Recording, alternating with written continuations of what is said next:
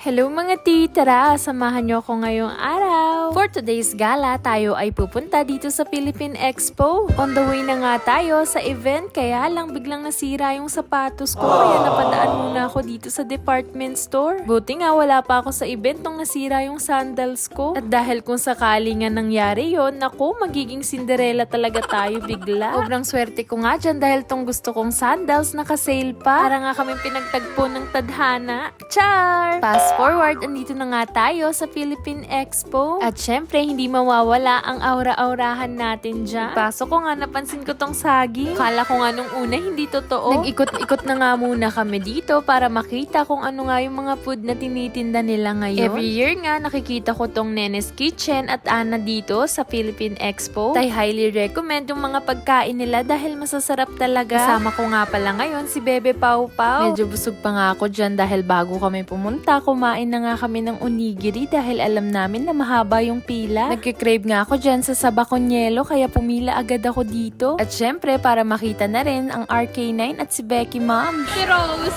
Ay, magkano ang package natin? 1,000. 1K. Dalawa din.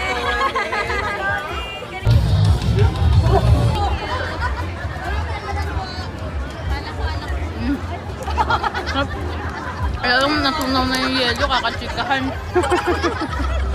Kaya kung nasa Pinas, may skunyelo. Ay, saba pala to. At habang hinahanap nga namin yung mga kaibigan namin, nakita namin yung Filipino vloggers in Japan. Kahit nga nahihiya ako dyan, naisip ko nga na minsan lang kami magkita-kita. Kaya ayan, kinapalan ko na yung mukha ko. Sobrang saya ko nga dahil meron na naman akong na-meet na mga bago kong kaibigan. Thank you! Yung Kid Explorer po. Yay! Thank you! May sticker. May sticker na siya. Hindi mo naman yung mukha na yan. No, look, inop. Hindi na yan, eh. Char. Napaka-scripted naman na Yuki.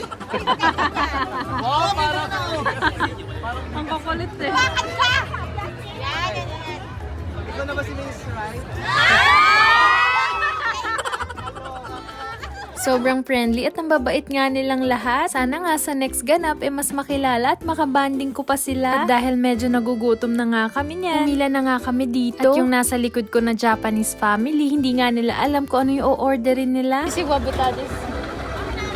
Pwede mo na Last year nga daw pumunta na sila sa Philippine Expo at nagustuhan talaga nila yung mga pagkain natin.嬉しいです。 At dahil wala nga signal dito sa Ueno, ayan, nakabili na nga pala ng pagkain yung mga kaibigan ko. Meron nga pala dyang singkamas with bagoong, adobo, lumpiang Shanghai, at saka balot. Kaya lang hindi nga pala ako kumakain ng balot. Hindi ka kumakain balot?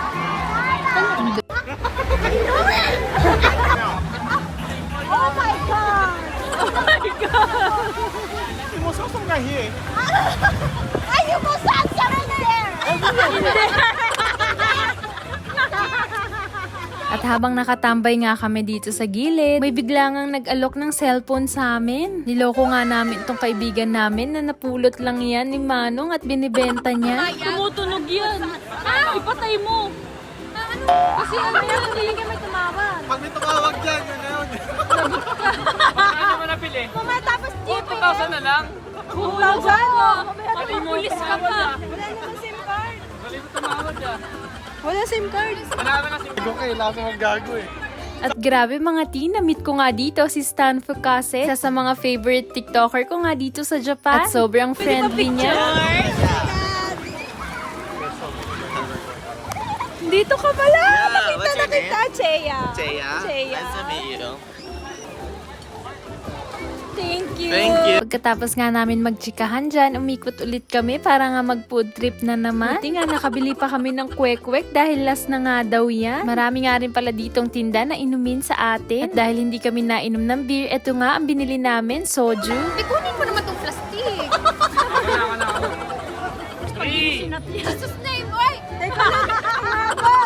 Ulit. Go! Go! Go! Go! Go! Muna kayo, guys. Taho, pero soju laman. Kojak. At may nadaanan pa nga kami ditong tusok-tusok, kaya ayan, bumili na nga kami. Sa akin. Nung Nang narinig nga namin na kumakanta si Mr. Jed Madela, agad-agad nga kami pumunta dito sa may stage.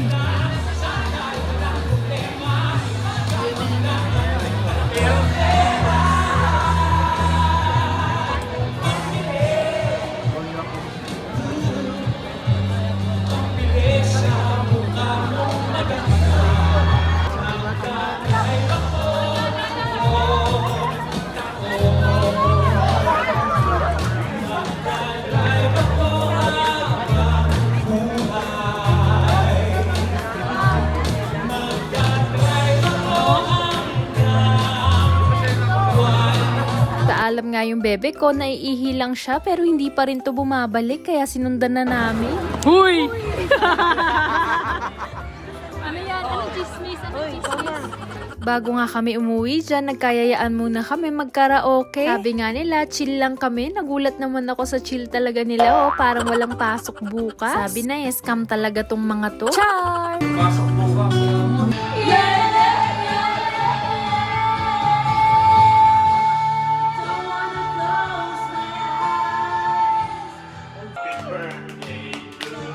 Lungkot naman!